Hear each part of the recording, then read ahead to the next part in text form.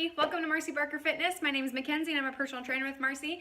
And we have so many questions about program design, about exercise, program design, workout plans. How do I know what to do for me? How do I know what's right? How do I design a program?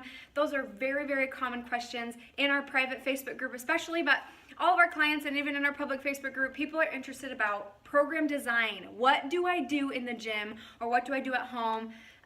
So let's talk about it. First of all, disclaimer, program design is a science. It's something that people write books on, they go to seminars for or conferences for. People spend years studying program design. So it's not something that I can tell you in a video because I went to school for this and it took time to learn. It took several years of practice, trial and error. So keep that in mind that if you really want the right program for you specifically, you're not going to learn it all by this video. Enlist an expert to learn more. Dig deeper, continue your knowledge, and continue learning. So first of all, let's talk about 6 tips today about program design. So number 1, this is a huge misconception. Everybody thinks that you need to change up your exercises all the time throughout your programs. You're always needing to try something new, do something new. No workouts can be the same. Wrong. Consistency is key in a program. A program is typically 4 to 6 weeks long. And so with consistency in a program, you're able to have your body adapt to what you're doing. You have to get good at what you're doing so that your body can change and progress. If you aren't doing anything consistently, your body isn't able to get good at it. It's not able to grow and get better and stronger in those areas because you're always throwing new variables in. You're always changing it up. Okay, so consistency through your exercises is going to help with program design. So pick something that you can repeat over 4 to 6 weeks so that your body can get better at it. Repetition is key, right? If we want to get better at something, we've got to practice it. Okay, we can't just do it once and be pros at it. So practice.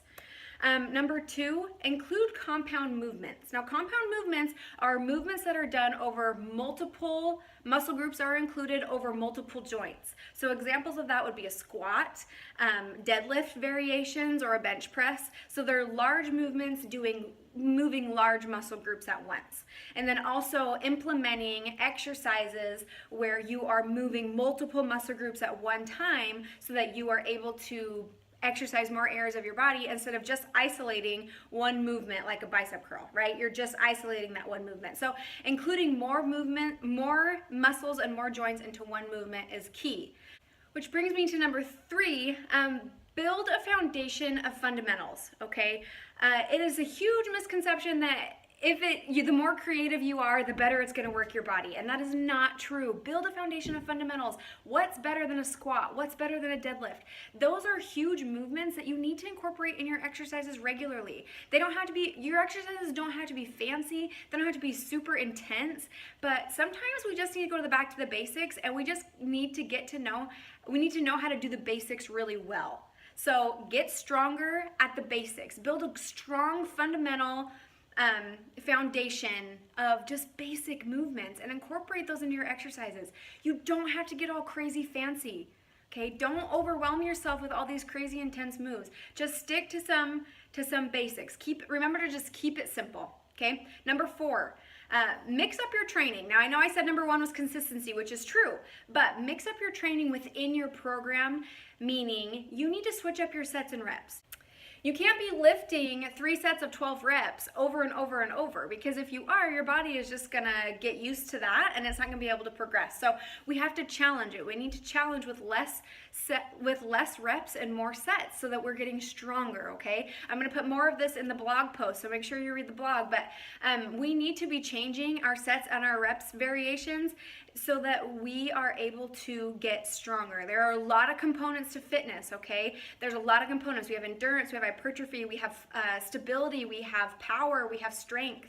So we need to be exercising all aspects of fitness, but building up to that and making it progressive. Being progressive is huge. So we need to be constantly getting stronger each week. We need to constantly be more stable, whatever our goal is. Each week of this program, you should be progressing to get better at it. You should be progressing towards your goal. So with that, you've got to mix up the variables within your exercise program. I hope that makes sense. You, again, read the blog post, but you need to be changing your sets and your reps dependent on your goal so that your body is able to get stronger. We have to push it. We have to meet some thresholds to be able to get stronger. If your body is not uncomfortable and it gets comfortable at this even keel right here, it's not going to change. You're going to hit a plateau. So after 10 days, if you were to do something for 10 days, your body is just going to get used to it. So it's going to grow and grow and grow and strengthen if you did the exact same thing for 10 days. But then after that 10 days, your body is used to it, it's adapted, it's made those changes, and now it can't progress anymore. There's nowhere else for it to go until you challenge it. So challenge your body and mix up your training within your program.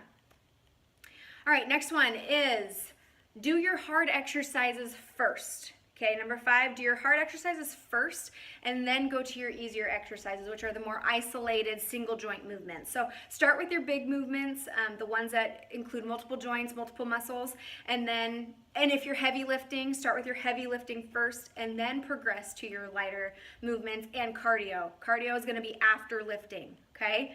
Number 6, work each muscle group regularly. You need to work each muscle group regularly. It takes 4 days before your body starts to move backwards from your progress. So your muscle will start to, it basically is unneeded. So your muscle will start to break down a little bit. And that doesn't mean you're necessarily going to get weaker right away. It usually starts with coordination. So people who only work their one muscle group, once a week, that's not enough. Your body isn't able to progress like it needs to. And you typically will come back just less coordinated because after 4 days, it's just science, like I said. After 4 days, your body just starts to break those muscles down. So you need to be working your muscles regularly, each muscle group. Don't neglect any parts of your body. And with this, know your muscles. This one is huge. Know your muscles, okay? You need to know what muscles you're actually working. What exercises are working your shoulders? Do you know your shoulders? Do you know your chest and what exercises work your chest? What about your glutes, your hamstrings, your quads? Do you know what those muscles are and what exercises actually are going to work those muscles, those specific muscles? If you don't, you need to learn, because if you don't know what you're doing or what exercises are affecting what, it's hard to progress, it's hard to learn, it's kind of pointless. You're kind of just doing whatever somebody tells you to do, and then how do you know if that's even beneficial for your body? So make sure you're learning about you and your needs and your body. That's going to be key for program design, okay? Key for program design.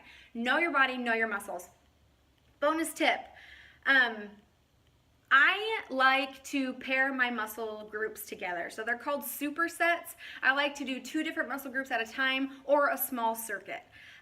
This allows me to rest one muscle while I'm exercising another muscle, and I don't have to just wait in between and just twiddle my thumbs and do nothing. Sometimes when I'm strength training or depending on the exercise that I'm doing, I do need to just do that exercise alone and use all the rest period I can in between sets, depending on the exercise. But typically more often than not, and what I have my clients do more often than not, is supersets, so putting 2 exercises together back to back with minimal rest period, or a small circuit. That just allows your body to keep moving, stay warm, keep your heart rate up, and be able to work other muscles while others are resting, but it still be highly beneficial. So that's something to keep in mind when you're pairing your exercises together. So I hope that these 6 tips plus a bonus tip can help you kind of design what it is that you were looking for in a program. My number 1 tip, honestly, is to enlist an expert. Let us know that you need help, and we can help you design a program that's right for you. Check out our body sculpting program, because that's for everybody. It's for all fitness levels.